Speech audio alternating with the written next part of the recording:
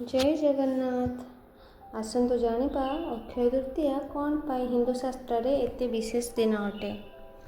कारण यह दिन ज्योतिष शास्त्र अनुजाई ब्रह्मांडीय ऊर्जा सबुठारु अधिक फलदायी होता है। कारण यह दिन सूर्य मेष राशि और चंद्र वृष राशि माने पृथ्वीर सबुठारु दुईटी बड़ ग्रह सूर्य एवं चंद्र निजर उच्च उच्च राशि रे थांती।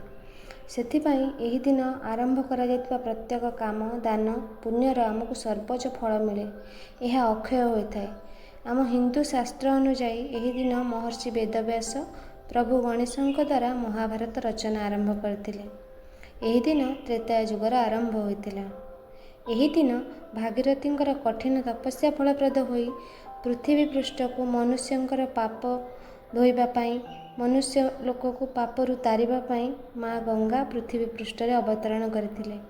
एही दिन भगवान श्रीकृष्ण सुदामा को मुठाए खुद भजा बदल में अचल धन धान्य संपत्तिर अधिकारी करथिले।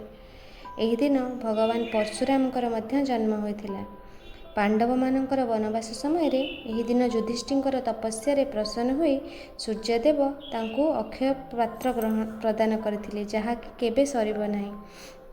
माँ अन्नपूर्णांकर जन्म भी यही दिन होइथिला।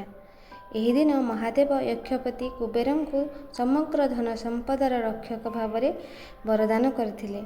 एणु अक्षय तृतीया को आम हिंदू शास्त्र रे सर्वोच्च दिनर महत्व दिया जायछि। कारण हिंदू शास्त्र अनुजाई सर्वोच्च काम मान यही दिन मानकरे होइथिला। यही दिन आपण कोनोसी भी कार्य बिना तीर्थी मुहूर्त न देखि करि परिबे। विवाह व्रत नूतन गृह प्रवेश भूमि पूजन दान यह दिन होइतिबा प्रत्येक कार्य अक्षय होता है। सुना और रूपा किणवा मध्य यही दिन बहुत